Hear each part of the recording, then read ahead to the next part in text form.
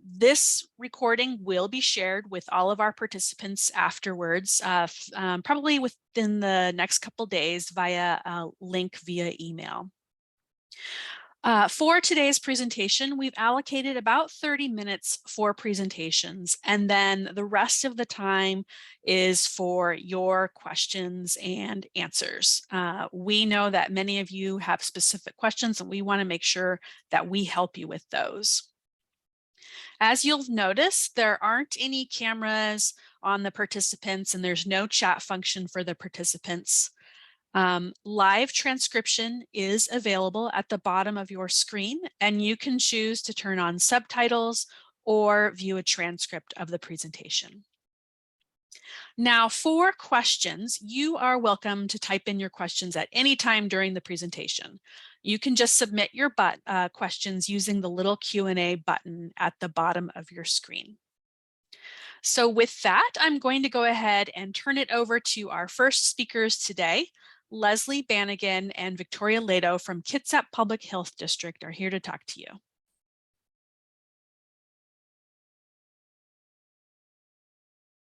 Did you know that you can get more life out of a septic system by inspecting the tank every 3 years and pumping when needed? Hi folks, I'm Leslie Bannigan. And I'm Victoria Leto. We're environmental health specialists with Kitsap Public Health District, where we find and fix fecal pollution sources so they don't make people sick. We also help people get the most life possible from their septic system investment. And we're here today to help you get pumped about septic tank pumping. Close your eyes and imagine you're hosting a backyard barbecue. Everyone's having a great time, and the kitchen and bathroom are getting plenty of use. Suddenly, you smell a lingering odor, and it's definitely not the delicious smell of searing meat on the barbecue. You decide to sniff out the source. And what do you find? Sewage bubbling up from your septic tank. Today, we're going to share some tips to prevent this from happening to you. We want you to get the most life from your septic system because it's a big investment. When we meet with people, we've noticed some common barriers or reasons why maintenance is postponed. Many don't know how their systems work, and they don't know how to take care of it. And some are afraid of problems and costs. We struggle with these barriers too, and we want to help you overcome them by sharing some simple steps and real-life stories to help you get the most life from your septic system. The important things are to know how it works, know how to maintain it, avoid water overload, avoid strong waste, and prevent physical damage. So let's start with how a septic system works. Here's a standard gravity system. The basics are the same, even if you have a more complicated alternative septic system. You can see how all the house wastewater flows through a septic tank where solids settle, allowing just clear wastewater to go through to the drain field soils.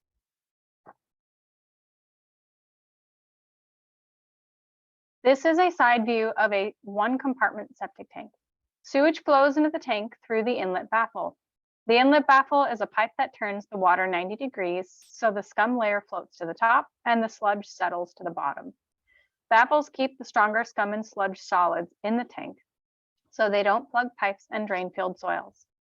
Only the clearer wastewater in the middle of the tank, called effluent, flows to the drain field. Bacteria and your digested food waste helps break down the solids in the tank.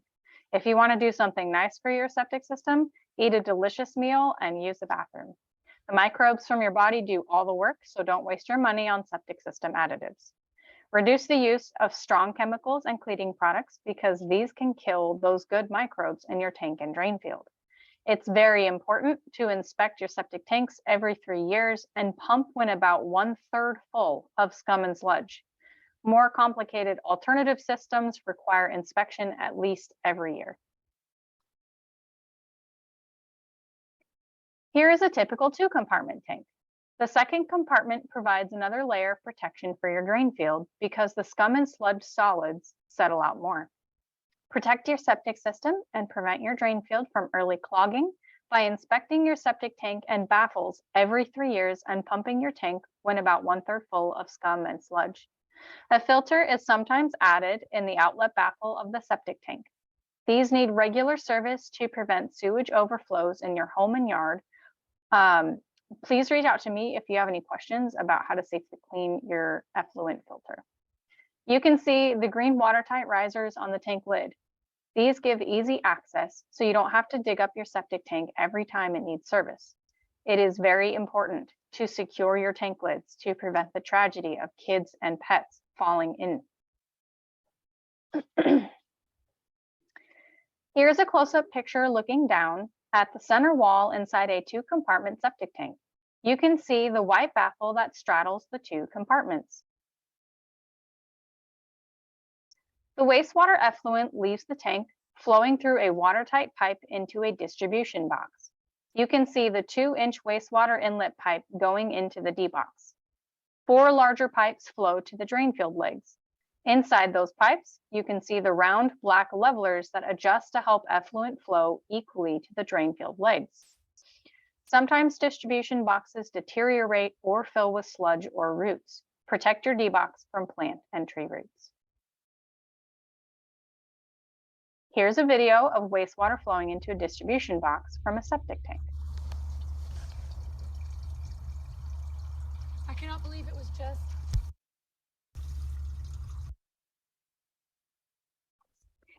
We've shown you how wastewater is collected and transported through the septic tank and distribution box. Now let's talk about wastewater treatment.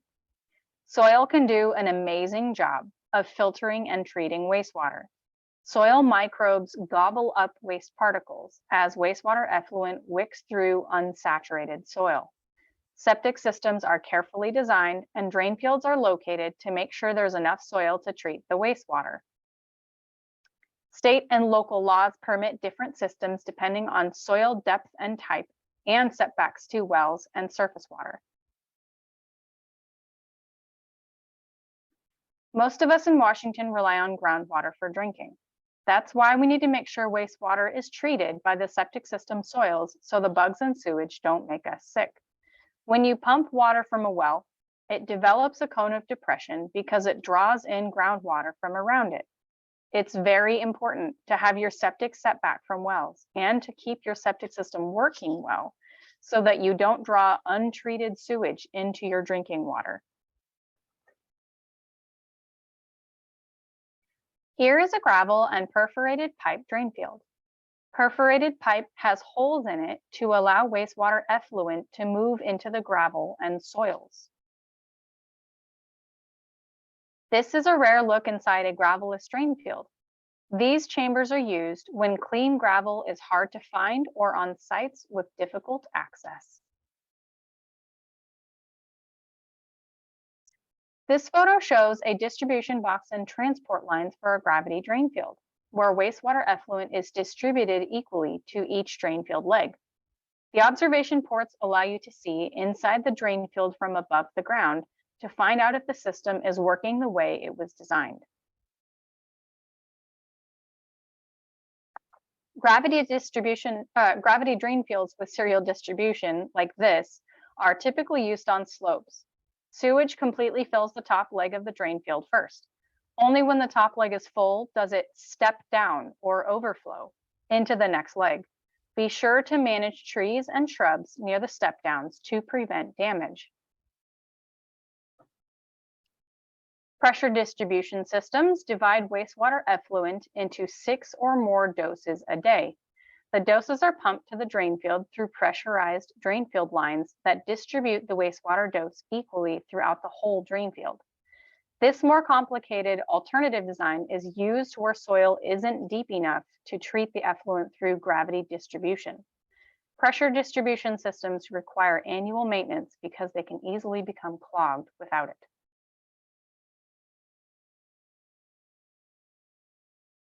Now that you know how a septic system works, let's look at some septic system failures. This one has the typical foul-smelling, slimy, blackish gray water surfacing in the drain field. This one also has standing water and soggy soils in the drain field area. Some other things to look for are wet spots during dry weather, gray water, laundry or sink water discharging to the ground or surface water, or gurgling sounds, slow drainage, or backups in plumbing caused by a slow drain field. This tank is a hazard because it's open to the ground surface where people and pets can fall in and flies can transport waste out. See the stained area on the green septic tank riser and signs of moisture on the otherwise dry ground? These are signs of a septic tank overflow that has partially dried. Here we confirmed that sewage was leaking into the lake by flushing red dye into the house toilet and finding it coming out into the lake. We found high bacteria counts at this bulkhead drain, and dye testing the house confirmed that it was sewage leaking out onto the beach. Now that you know how a septic system works and what a failure looks like, here's how you can find the records for your septic system. Permit and maintenance records have important information about where your system parts are located and about your water budget or how much water the system was designed to treat every day. Go to www.kitsappublichealth.org and find the wells and septic section at the bottom of the page. You can search for property records, application and permit status, and septic maintenance records. The sewage permit is your guide to the size and location of your system. This one is sized for 3 bedrooms at 360 gallons a day. The as-built drawing at the bottom shows the approximate location and size of the septic system. This one shows the house, septic tank, distribution box, and 3 60-foot drain field legs. Here's the building site application. This is the septic system plan, and it's based on water budget, soil type and depth, and required setbacks. The building site application includes a plot plan showing the proposed layout of the system.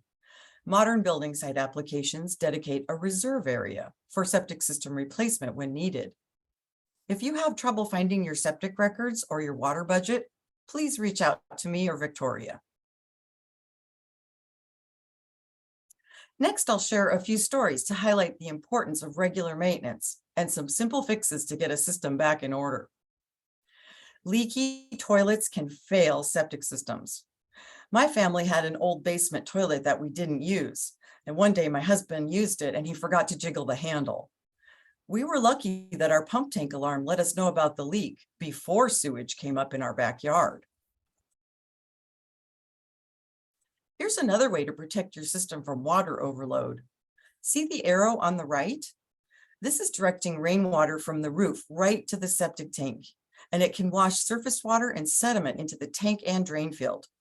You need to make sure that roof water is routed at least 10 feet away on the downhill side of your tanks and drain field.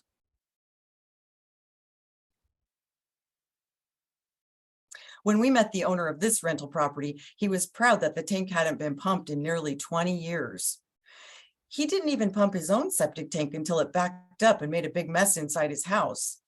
After talking with us, he pumped both tanks. The rental property tank was almost totally full of solids. This is living in the danger zone. You wouldn't wait for problems to change the oil in your car, and you shouldn't wait for problems to pump your septic tank. One important way to reduce stress on your system and you is to have your tank inspected every 3 years and pump when it's 1/3 full of solids.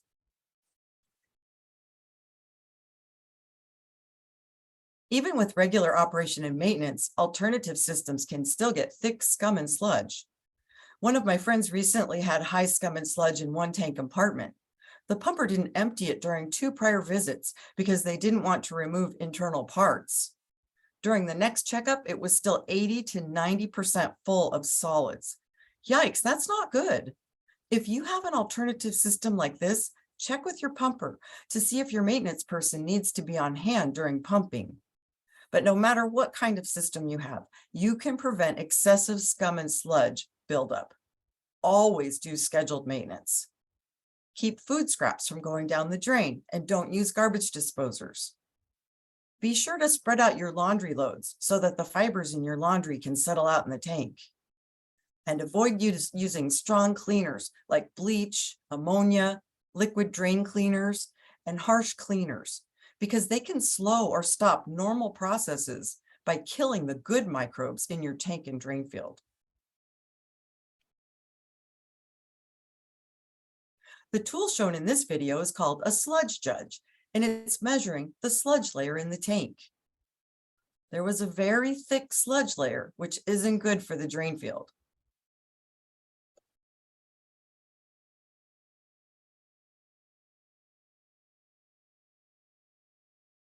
We helped the owner of this system overcome her fear of unknown costs. She was worried, but led us to the wet spot in her yard. She put on her boots and gloves, and she slogged through the sewagey mess to find the outlet baffle access. She used a metal fence stake to pry off the cap and fish out the filter. The filter hadn't been cleaned in 7 years. She was one of the lucky ones. A clean filter and septic tank pumping was all it took to get this system back on track. When the owner of this system had his tank pumped, the water level was too high. Sometimes this happens when components have settled or are damaged, and sometimes it happens when a drain field isn't taking water at the designed rate. He used his contractor experience to find the problem and was delighted it was just a bent transport line instead of a drain field problem. Protect your system from damage caused by parking, driving, burning, or pasturing large animals, because septic systems are often buried shallowly.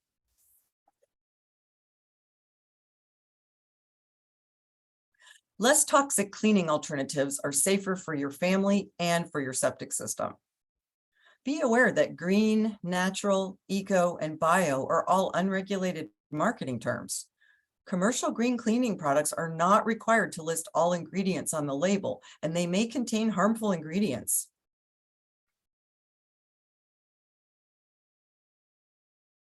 You can also save money by using fewer harsh cleaning products. Instead, you could use greener options like vinegar, baking soda, oxygenated cleaner, and Castile soap. But remember that green cleaning alternatives are still chemicals. And for safety, it's important to label all cleaning products that you make and not reuse cleaning product bottles. We recommend physical cleaning tools that work by elbow grease. Microfiber cloths can clean smooth surfaces, dry or wet. Squeegees prevent shower scum, and pumice stones remove stains. Drain cleaning tools made with flexible plastic with barbed edges remove hair and soap scum from drains.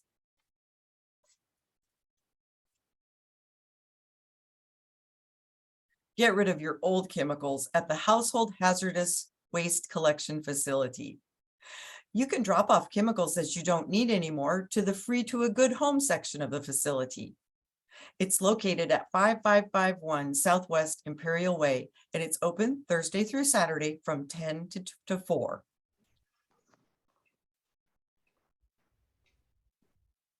To summarize, protect your septic system investment.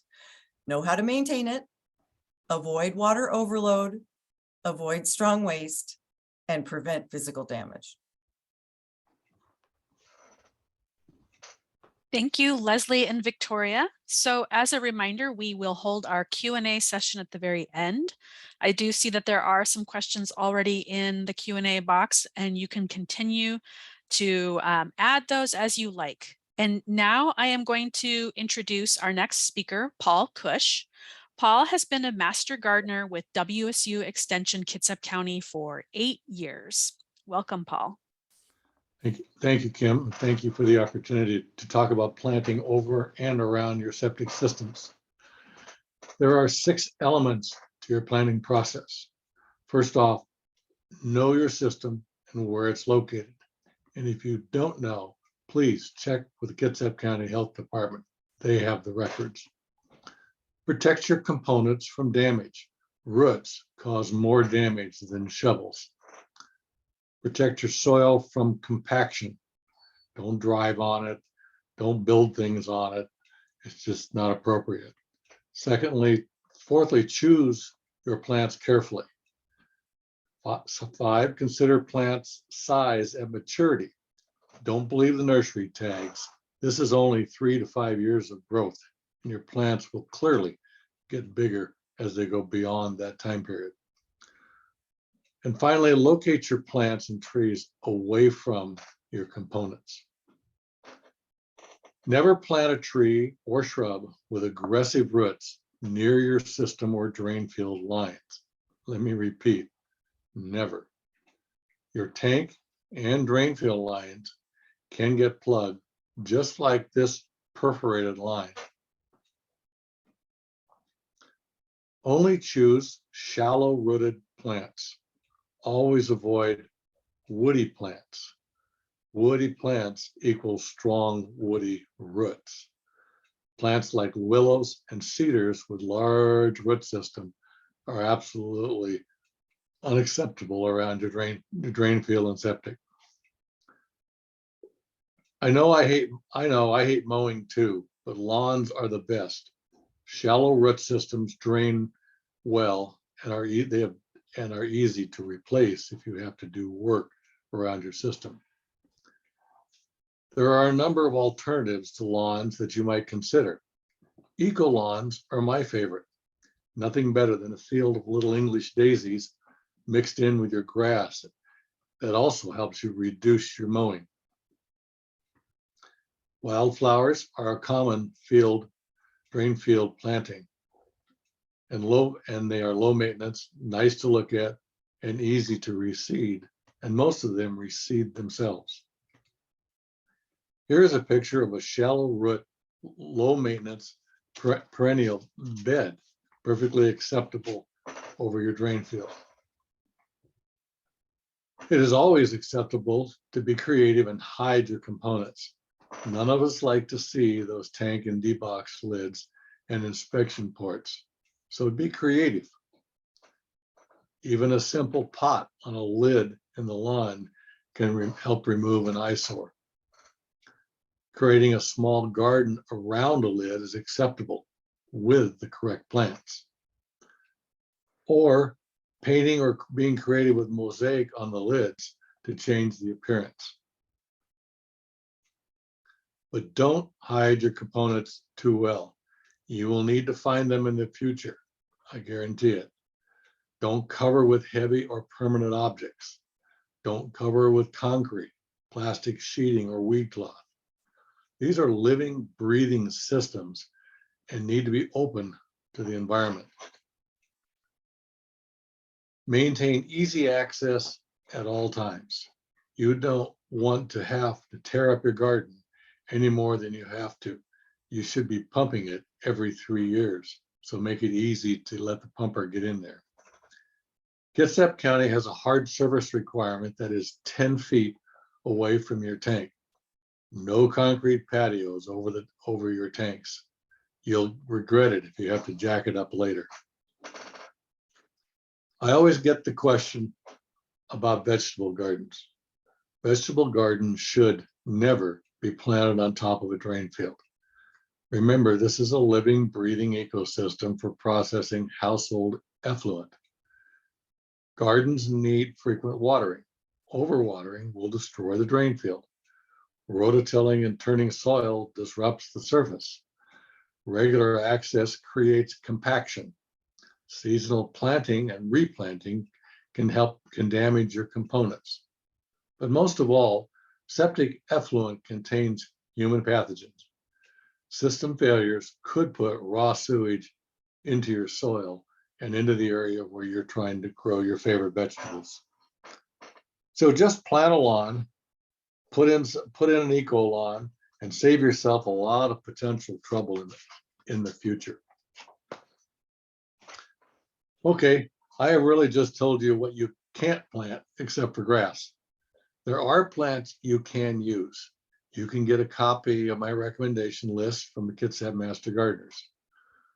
These are specific recommendations of plants that fit the needs and are made for Kitsap County. You can contact us at mastergardenerkitsap@gmail or through the extension website, or you can call our hotline at 360-228-7320. We have master gardeners available who have an approved list that can be sent to you upon your request. Thank you.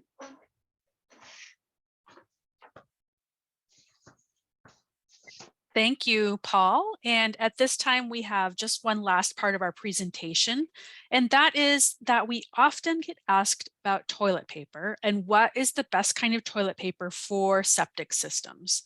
So I'm going to play a short video. I will admit we've had a few technical issues with sound, so I'm going to try and make this work.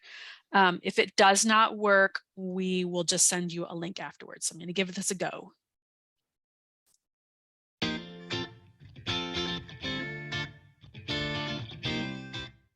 Hi, I'm Leslie. And I'm Cammie. We're coming to you from our lab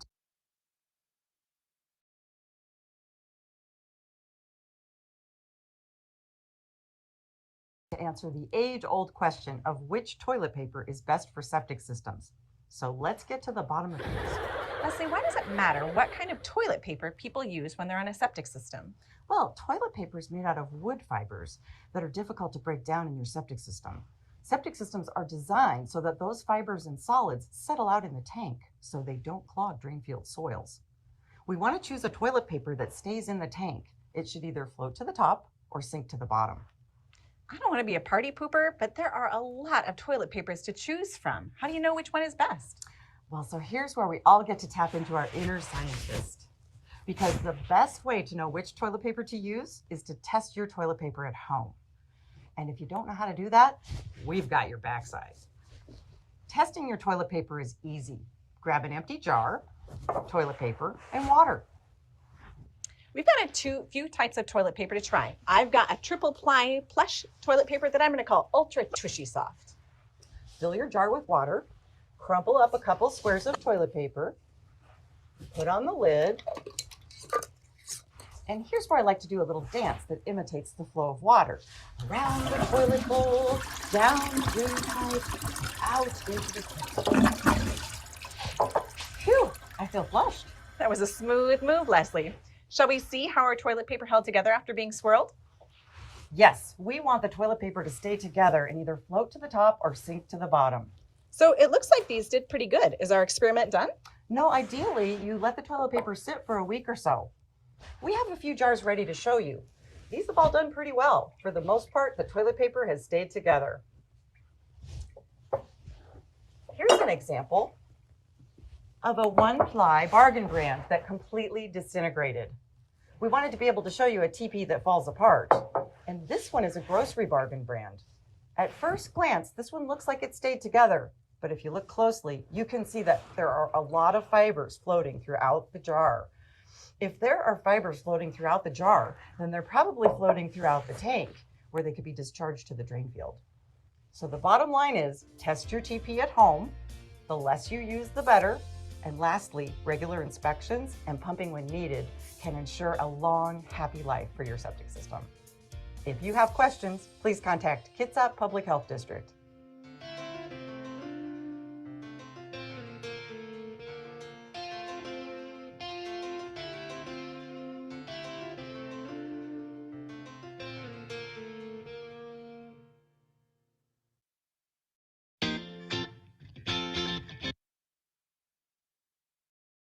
So I hope you can see we had a lot of fun creating that video for you. And we encourage you to just test your TP at home and see if what you're purchasing is doing just right for your home as well.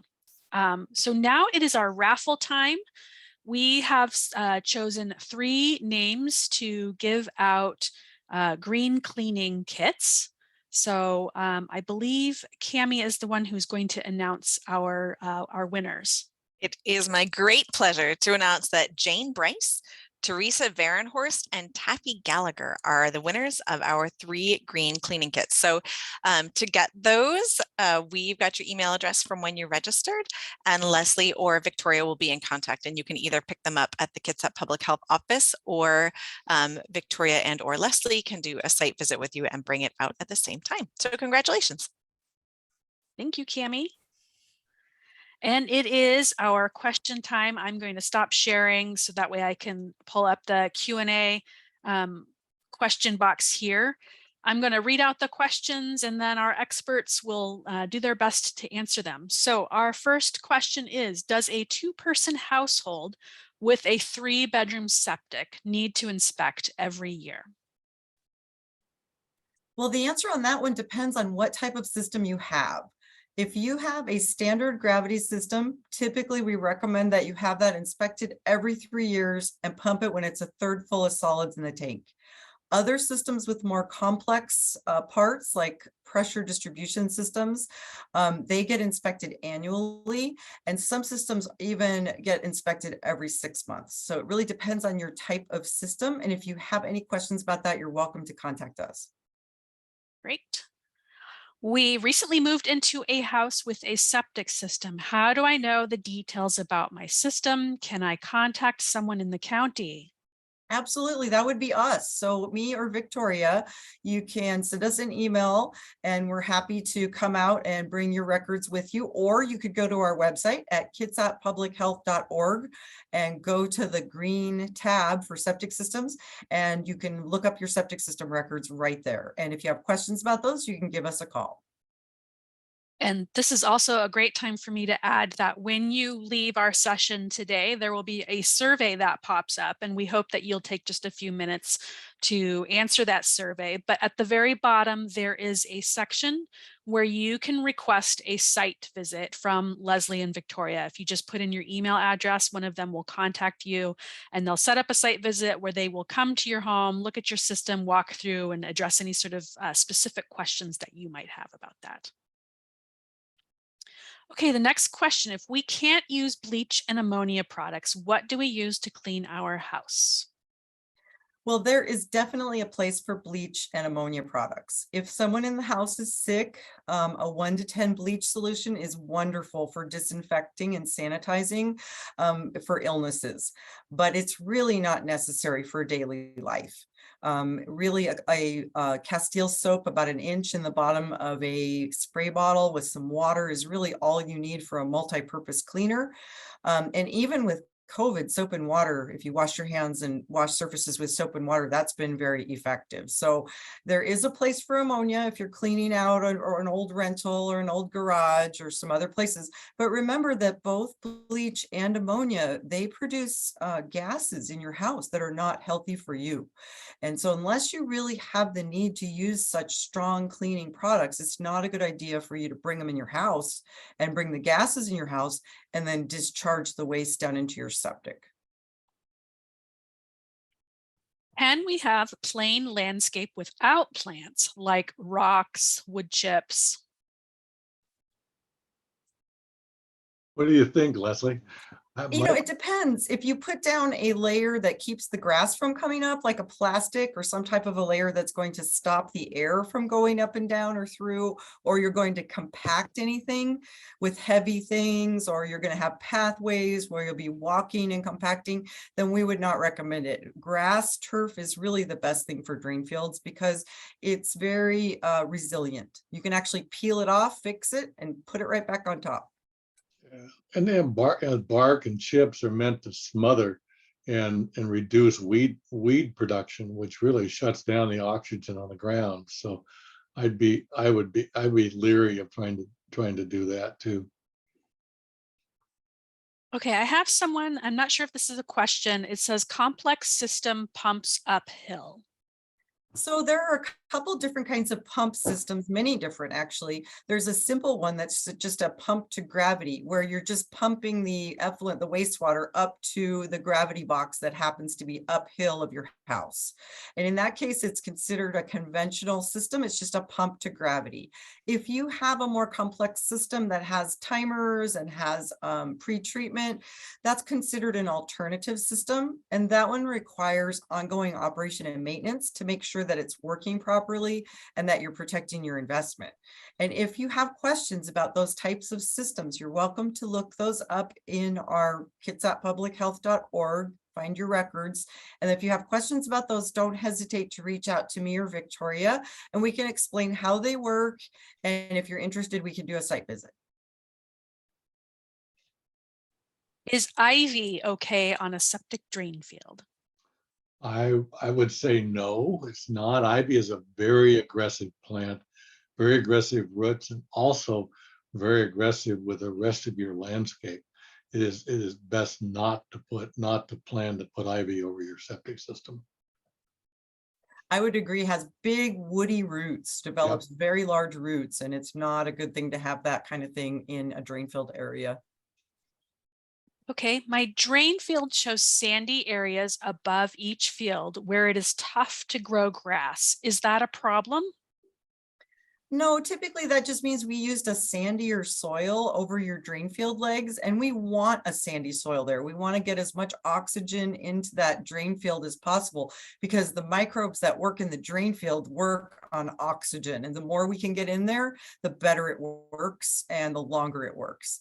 And so having a couple of stripes in your lawn is not a huge problem.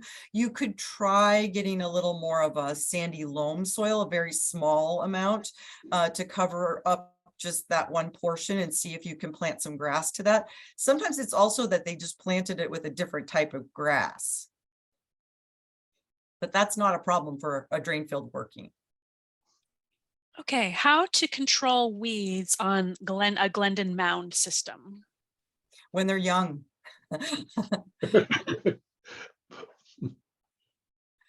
Yeah, I would say glendons are very susceptible to problems. And then the reason why is because the glendon is it's a concrete box, and it does all the treatment inside the box. It pumps the effluent into the bottom of the box, and then the effluent wicks through all the different layers of sand and gravels in the box, so that when it gets up to the top of the concrete box, it's really clean, and it gets disposed of in that sandy mound that is on top of and surrounding that concrete box. And so you want to do everything in your power to keep your sandy disposal area intact. And things like dogs and deer can really wreak havoc on that, as can weeds. So what I recommend is get them to, pull them out young, keep a really close eye on it. You really don't want trees growing in there or anything that is any more than shallow rooted. I've seen strawberries grow on them pretty well, and grass.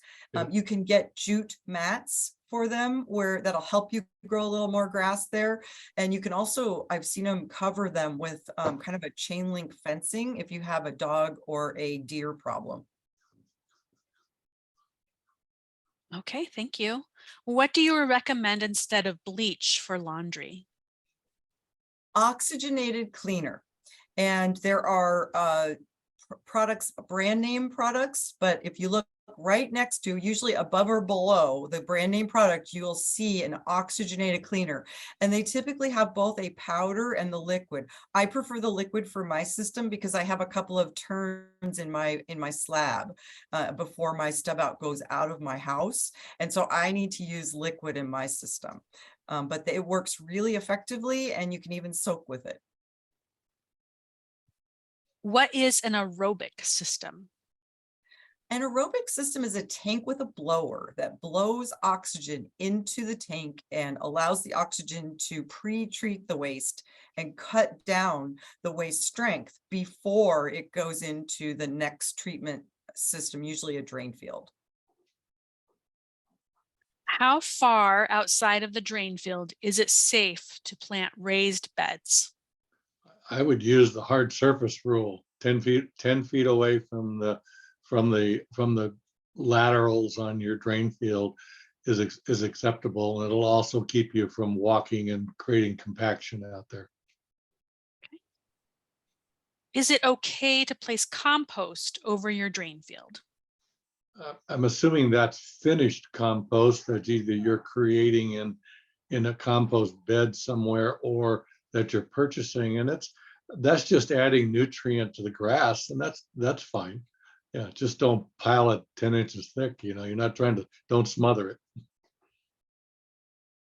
Okay, here's a specific question. My system was installed in 1993.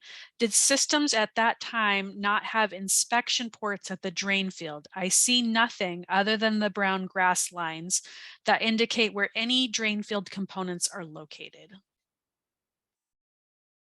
And that's where you can go back to your records and see, typically, if you had observation ports at the time of the inspection for the installation, you'll see little round circles along the drain field lakes. But a lot of people cut those things off. And yeah, we did ask people to put those on back in 93, but a lot of times people don't like to see them and they cut them off underneath the ground. So you still may have them, they just may be shorter. So sometimes you can find them if you look at your records, your as-built drawing, to see where they were located. Sometimes they even triangulate them off the house and garage. Maybe not that far back. We really try to do that a little better nowadays. We have gravel over our septic tank lid as it is in the walkway. We remove that when they inspect and pump. Is that okay? I would say yes. There's Sure. nothing that it's going to hurt. You just want to pull it back enough so that you're not dropping it into the tank when you open up the tank lid. But you know, you can rake it back pretty well and get it away from the lid and clean it around the lid, and you should be fine. Okay, so that is all of the questions that I'm seeing. You are welcome to continue to type in a question or two, or if you would rather verbally ask a question at this time, you can raise your hand and I am able to unmute you so that you can ask your question.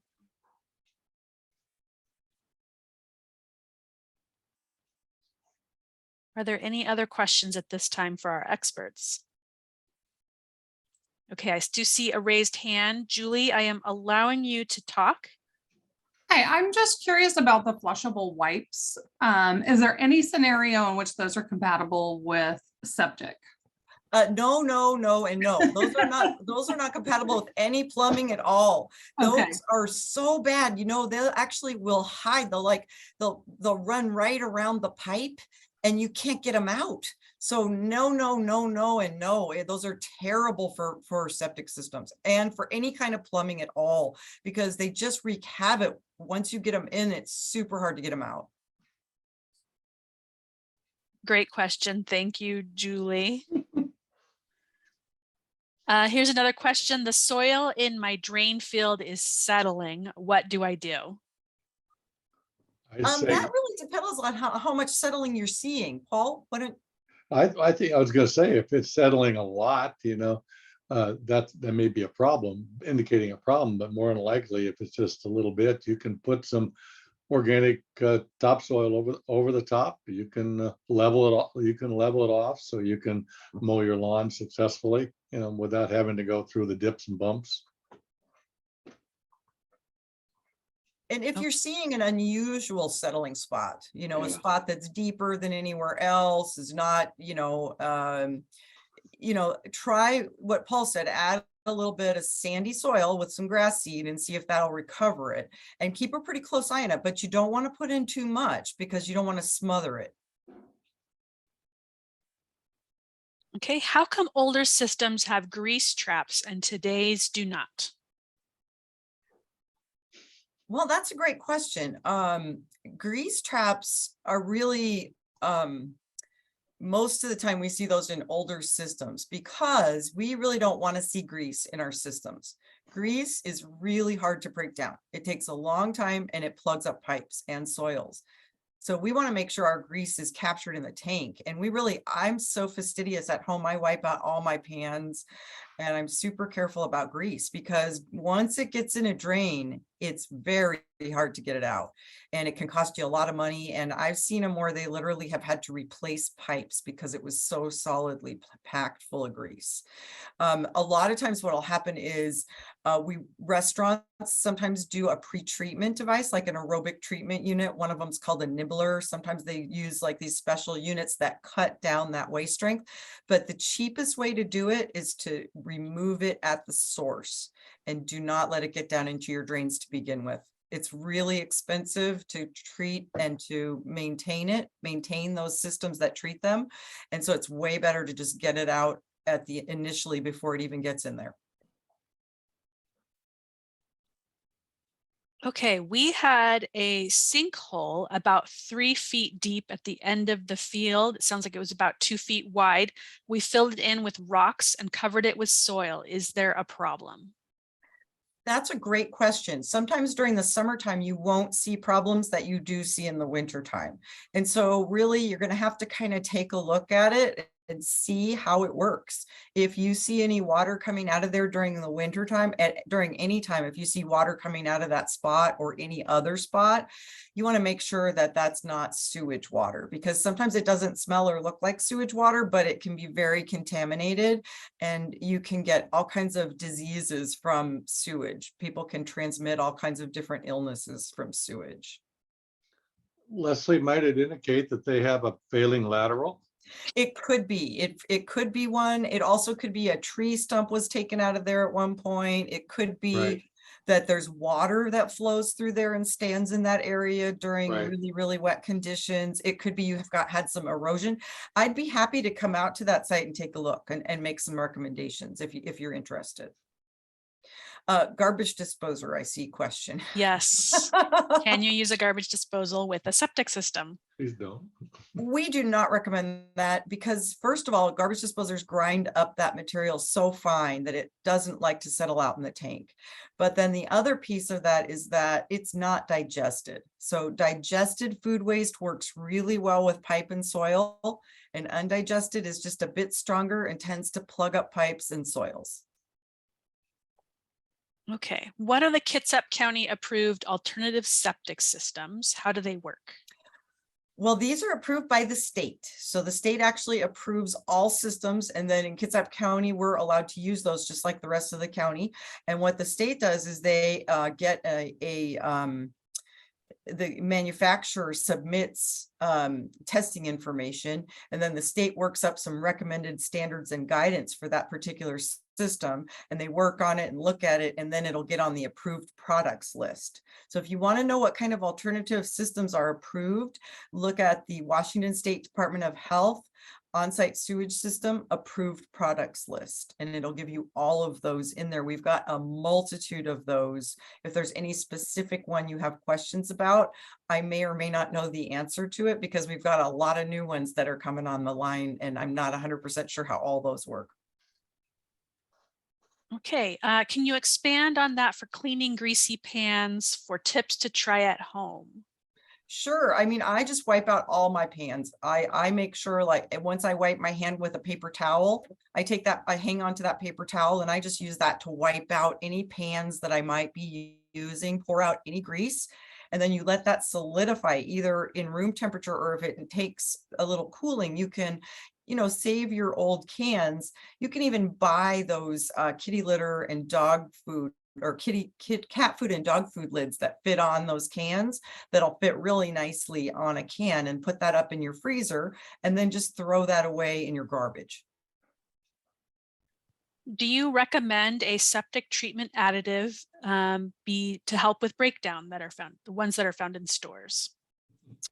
So we've kind of been doing a lot of debating on this one because there's unfortunately not a lot of research that shows that those really do anything. I mean, your gut provides all of the microbes that do all that breaking down anyway. And so the only time that we've heard that it might help your system perform a little bit better is in the case that someone in the house is taking really harsh medication, say like an antibiotic that is designed to kill microbes. That's what it does.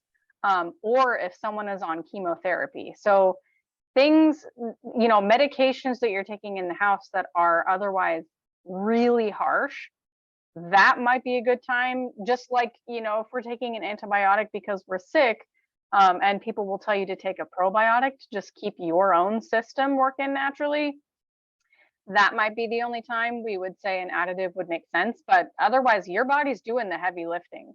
So putting additives in there, it's kind of, in my opinion, it's kind of a marketing scheme, just to get you to spend more money, unless one of those specific situations apply. Okay. Are there any treatments to prevent root growth in your drain fields?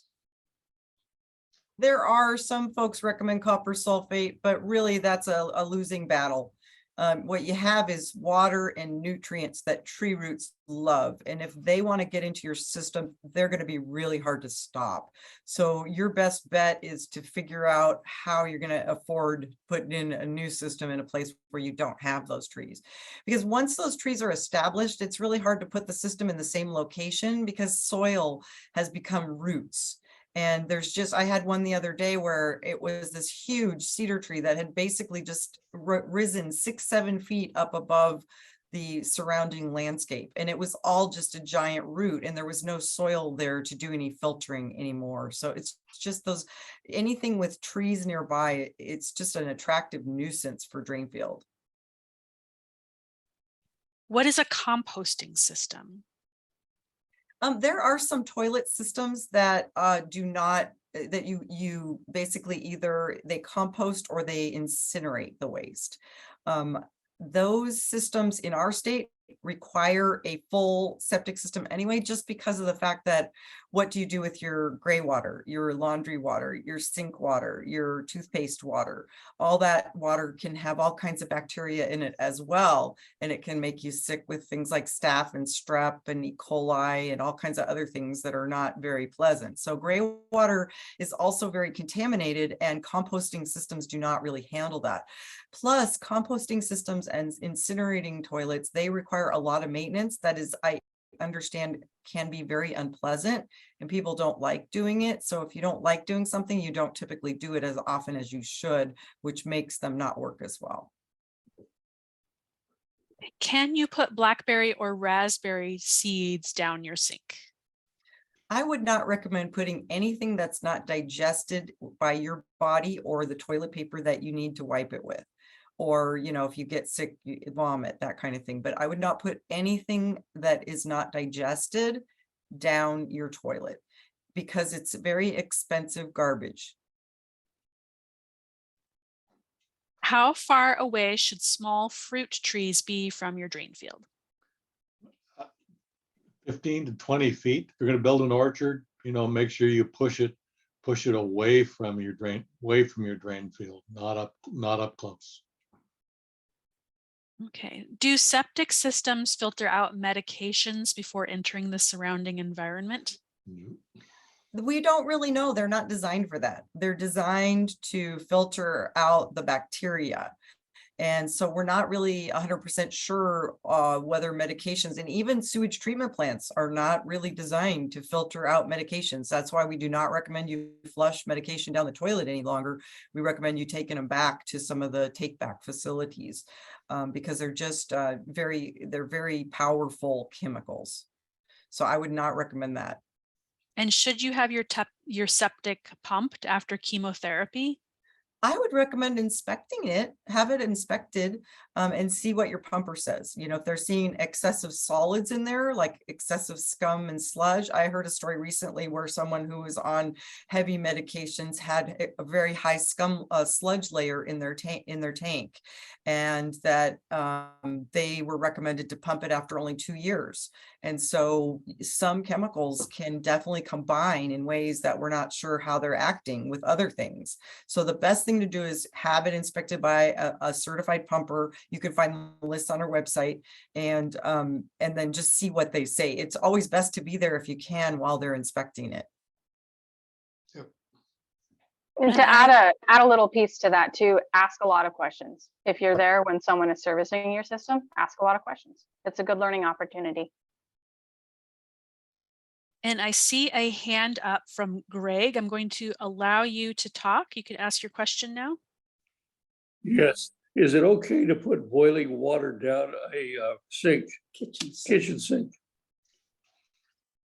You need to be careful not to crack your sink, I think, too. But I would typically not put, it really is going to depend on your plumbing. If you have anything that's going to melt in there, you really don't want to use boiling water. What I typically do, a lot of people recommend using boiling water to chase the vinegar and baking soda drain cleaning tip, where you put a little tiny bit of baking soda and then a little bit of vinegar, let it fuzz up, do that 3 or 4 times, and then chase it with boiling water. But I always recommend just hot water. I don't think you really need the boiling water. I think the hot water works just as well. So maybe let that cool before you put it down there. It won't crack your sink and it won't melt any junctions in there that may not be of recommended materials. Okay, thank you. Thank you. Are there still old enough septic systems around here that empty directly into Puget Sound from old cabins and such?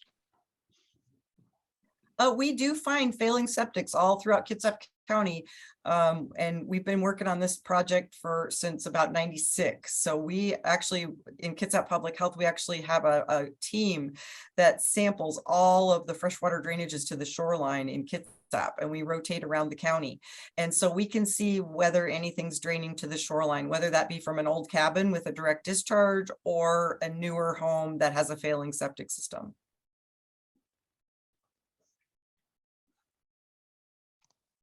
So that wraps up our, oh wait, maybe is there another one? Okay, what about dishwasher maintenance? The only dishwasher maintenance I've heard about is people using is it vitamin C? No, it's I think it's acetic acid. Yes. But that's not really something that you really want to reduce any chemicals that you're using in your home. I mean, if you're only going to be using a couple teaspoons of something, that's one thing. But if you're using heavier amounts of those, it may affect the activity in your tank and in your drain field. So you want to minimize the use of cleaners. So if you're having to use a couple of cups of something, depending on how you're doing your dishwasher maintenance, with us, we find that, ours pretty much stays clean. We really haven't had a problem with ours. And there is a question about the reserve area. Should you treat your reserve area the same as your primary drain field? Can you talk a little bit about the reserve area in terms of landscape planning around it? The reserve area is basically a place where you're going to put a replacement drain field when needed. So 20, 30, 40, 50, 60 years down the road, when that septic system fails, and they all fail at different rates, depending on a lot of different things, how they're used, how they're operated, how they've been treated, if they've been protected, if they've been maintained, they've been serviced, all kinds of different things. But basically, you really want to make sure that you're keeping an eye on them. We recommend for the gravity ones every 3 years, check those tanks and make sure that they're pumped when they're about third full of solids. Just make sure you don't build on your reserve space. That's the reserve area is part of your defined septic system and septic plan, and it should be maintained. That 10-foot hard surface rule should be maintained around it too. And the same for tree roots. Remember, I would not plant any trees in my reserve area or within 15 feet, or even farther if there's something that is water seeking, like cedar, alder, willow. Those are the ones that'll, they'll reach out from far away. So you really want to be careful about your reserve area, make sure that it's going to serve you. Now, if you need to do something on your reserve area, there are ways of hiring a designer and having them come out and do a building compliance that basically can establish a new reserve area for you. So there are ways to make that change, but I always recommend making that change before you do anything, because you may find that it's not possible. You may find that there's something that's going to prevent you from using that area. And then, you know, I've seen situations where people had to pay $10,000 just for the drain field box on their neighbor's property, not for building it, not for designing it, just for the little box that they were borrowing in their lawn. So in some places, it's just really hard to find alternative areas. And so you really want to preserve that reserve area because you know that that you can put a drain field in there.